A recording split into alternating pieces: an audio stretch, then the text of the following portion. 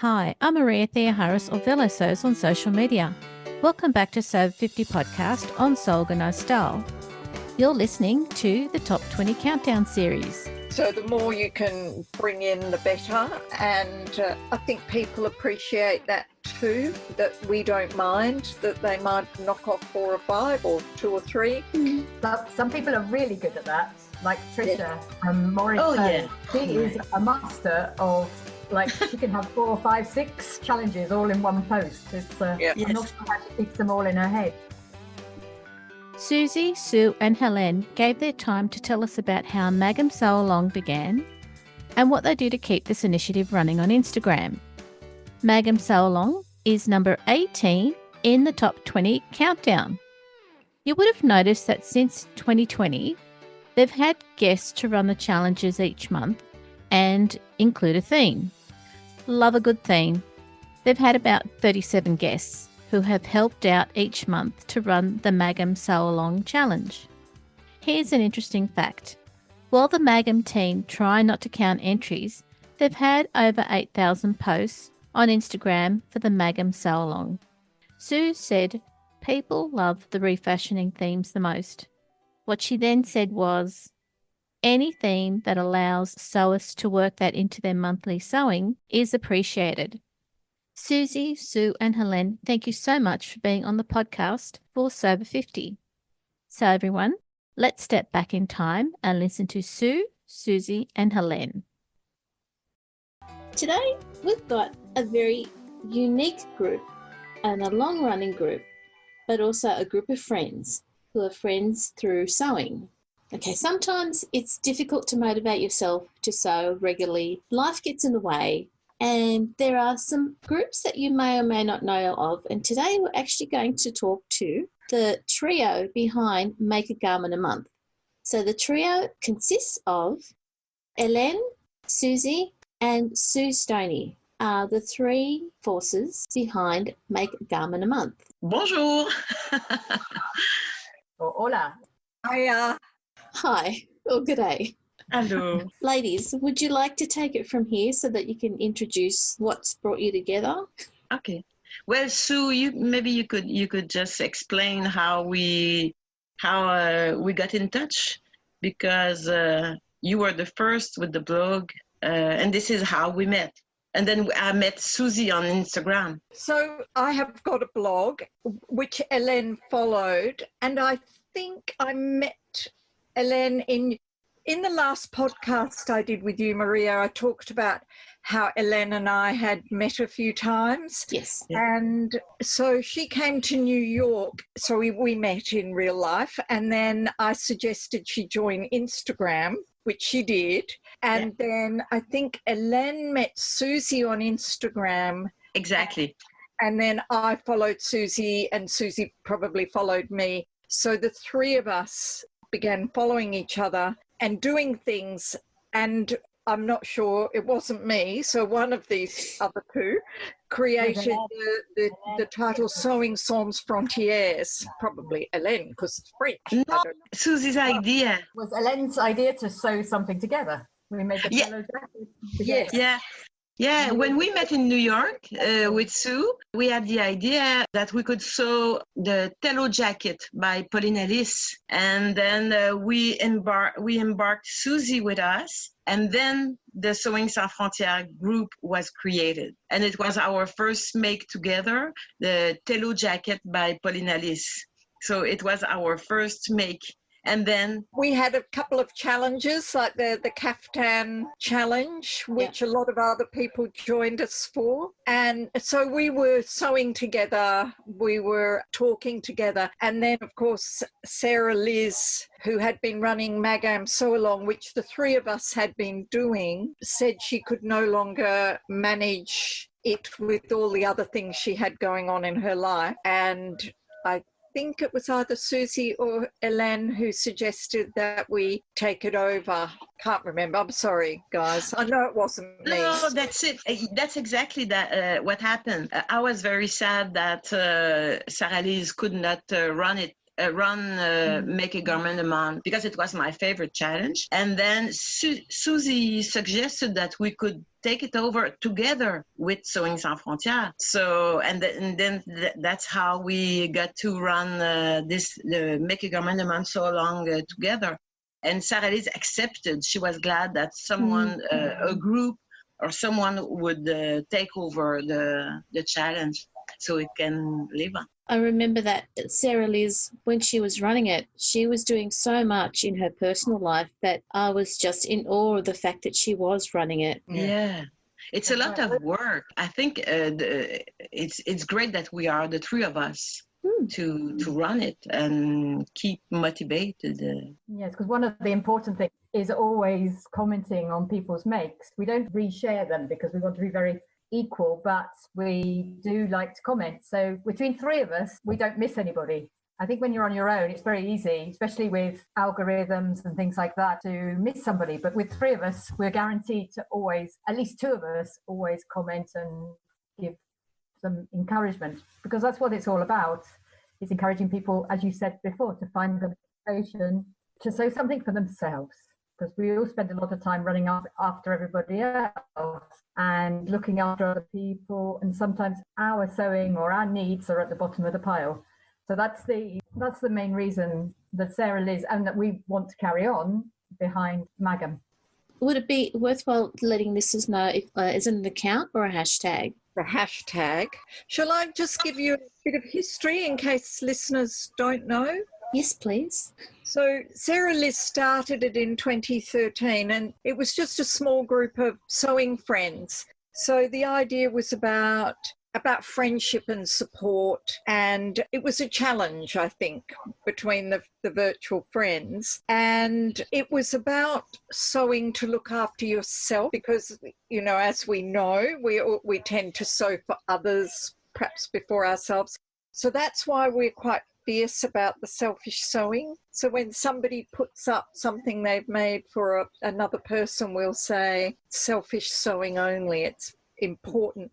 That was the spirit of what Sarah Liz started. And it was really about a way of motivating people to sew one thing a month for themselves, and that while there is a deadline and that the month ends, it's fluid. So we always say we just want to see it made. We don't care how long it takes. Okay. Yeah, and we provide a prompt. The prompt is a way to get motivated, and the prompt is always some kind of abstract prompt. So anyone can make whatever they want. We won't say sew a jacket, sew a skirt, or like this month is Juggling June, which means a lot of things, whatever you're juggling with, UFOs or anything. So it's really open. It's only a way to think about what you could make and get inspired. So, and there is no prize to win except support and friendship. It's a good prize. I think that's an important thing, that it's not a competition. There are no prizes. And I think people relax into it more. Would you agree, Suzy? Yeah, I think so. I think it's, I mean, there's a lot of people that have been doing it for years, along with Sarah Liz and now with us. We always have sort of a hardcore section of people, but then there's lots of new people joining all the time, which is lovely, of all ages and lots of different countries. And so it's nice to see. And we have the prompts that Hélène was talking about. We have a little teaser the day before, which we quite enjoy, a quote or a visual or something like that. And that's really got people quite excited. So that was an idea of Hélène's, and it's quite good. That's fun. It's like a little way to make it create a little buzz around the big reveal of the monthly prompt. You know, they try to guess what will be the new prompt. One hint that we have, it's we always try to use an alliteration.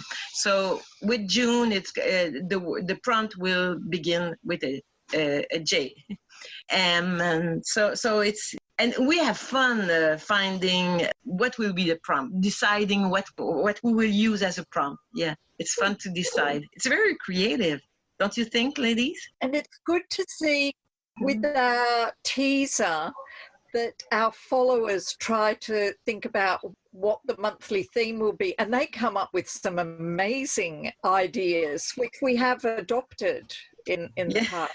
Well, that's So- good. Multicultural May was actually from one of the group. It wasn't our original idea, but we went with it from Wendy. Wendy, Yeah. Wendy 07. She came up with Multicultural May. Well, She came Multicultural March. Because she was trying to guess what would the March prompt be, and she suggests, is it multicultural March? And we said no, but we will keep this prompt for May because it was so good. And have you had a Magam that's been more popular than others? Ooh, Yes. we don't really do any statistics, do we? I mean, No, we don't, but yes, there are prompts which have been more popular than others. I would say that the January prompt, which was genuine, was very popular, I think. Maybe because it was the beginning of the year, I don't know. But in January, we had a lot of participants, I think. And August Away was very popular. Just kidding, because we skip a month a year. We take vacations, and then it's called August Away. So Sounds good. yeah. Scrappy September, last September. Oh yes, Yes, people like that. yeah. I'm just looking through. There was one that people really did like. Antidote April. Oh yeah. You're right. That Because yes, it was for the pandemic. Yes. We suggested that sewing would be a good antidote to what we were going through. So yeah, it was very popular. This one was very popular. Yeah. we could have had Antidote May, June, July, and August. I think, in fact.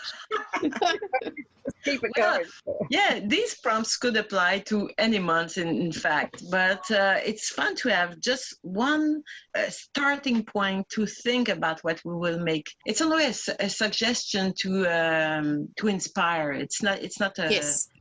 There's nothing to win, so anything that you will present will be good.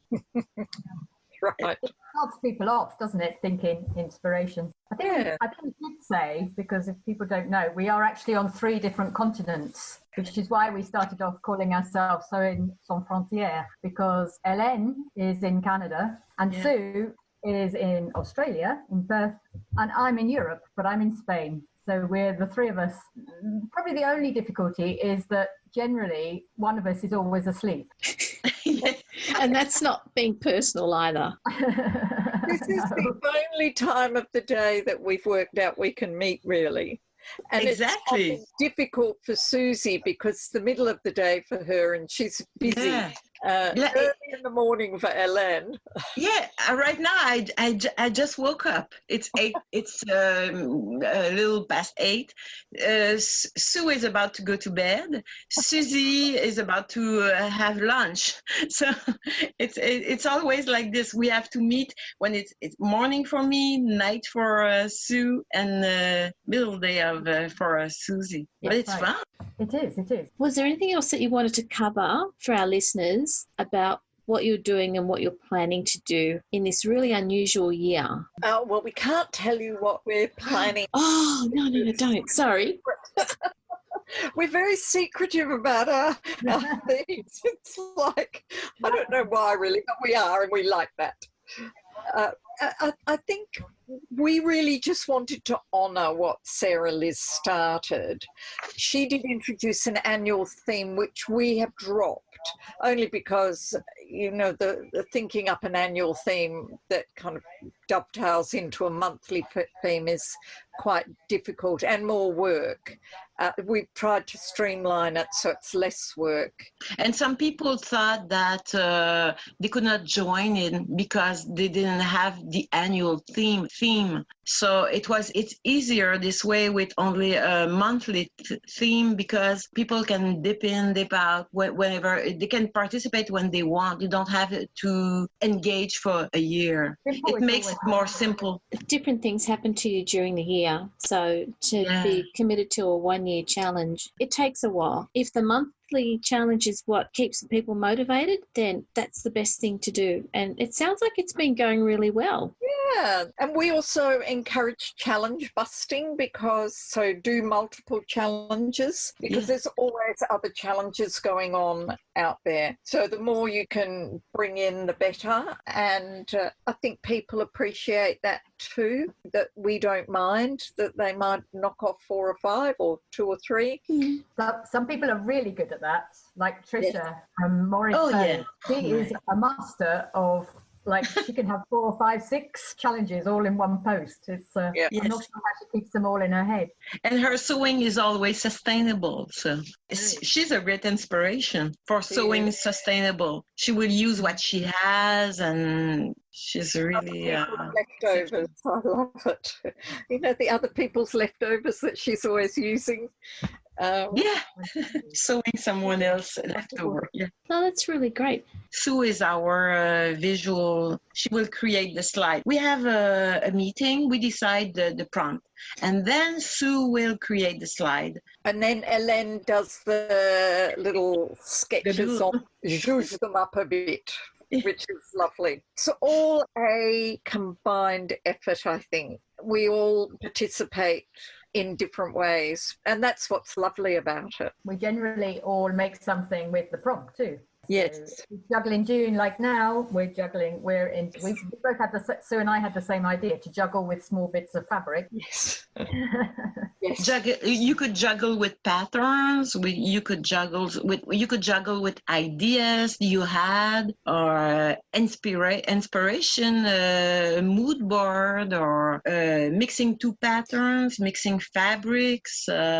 It's always really open, and people can present whatever they want to make. We asked our participants not to sew accessories. It's only garment. Make a garment a month, because accessories are maybe they could be done as a gift rather than something for yourself, right? Yeah. Exactly. And we always make little accessories like masks, no, but bags, or these little things are more or less engaging than make a shirt or a dress or. You have to have a boundary, otherwise it's too open. So saying a garment, I mean, the whole thing is the simpler that it is, the more people take part, and the clearer the, if you like, rules. So a boundary is a garment, otherwise it can go off all over the place. But garment is taken in a very large sense, like a hat can be part of your garment. But we don't want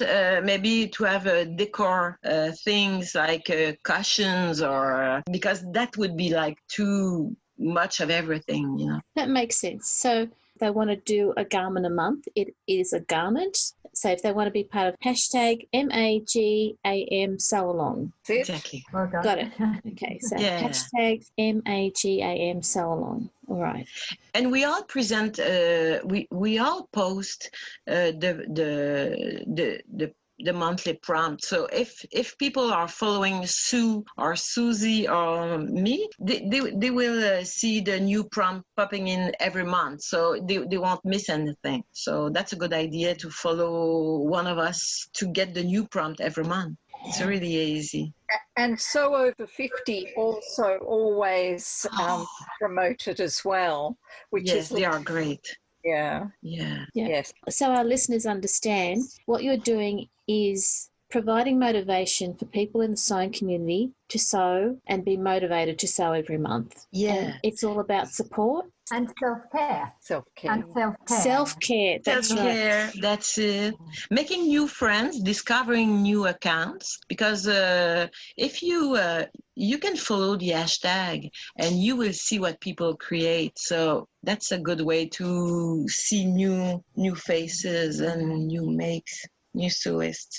I really love doing it. It's lovely to say, met lots of new sewers, but it's a lovely way for me to make sure that I keep contact going with Sue and Hélène, because, we meet up every month and we do have fun. We do have fun choosing the prompts and discussing them. So there's a lot of giggling and discussion goes on to deciding what we're going to do. So it's a lovely way to keep that contact going. And yeah, and I think it's a very positive challenge, to run. As I say, it's all about not just meeting people and sewing, but doing something for yourself. It was my favorite challenge at the beginning. When I started on Instagram, right from the start, it was my favorite challenge because there was no competition, no prize, no judge. You just present something, and then Sarah-Lise was there and helping you and encouraging you. And I really, really appreciated that. So I would have been sad if that challenge would have disappeared. So I'm thankful for Sarah-Lise's work at first. And then I'm thankful that we could take it over as a trio. It's like a dream, working with these two people and having fun each month and feeling important. And I don't know, it's all part of the fun. I really love that. I'm glad. Just to reiterate what the other two have said, it is all about friendship and support and sharing your makes. We do encourage people to show us what they're going to make before, and then show us them modelling it once they've finished it. And we don't always manage to do that. Even, I'm the worst, because I just start sewing and don't think. I am the worst. But no, it's fun. We have so much fun. I was looking through all the messages today and having a giggle. It's good.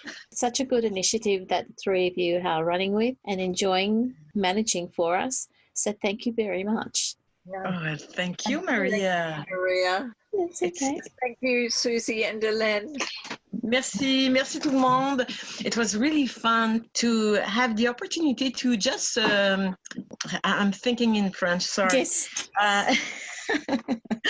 Just think about the whole thing and have a picture of all this, because we're running it every month without thinking it over every time. So it was fun to go back to the roots and see how it was, how the challenge was born, who was behind that, and how it's not something that we think about very often. So it was good to have an overview of the whole thing with you, Maria. Thank you. Oh, you're welcome. When you're doing something every month, when you finally get to sit and look back, the three of you have achieved so much. So it's wonderful. Thank you. Thanks. Merci beaucoup. It's fun. That's why we can keep going on it as well. You've inspired us to have Zoom meetings now instead of meetings on Instagram. So thank you for that, Maria. You've got us started on a new page of our challenge. I'm glad I could help. Yes, that's true, Maria.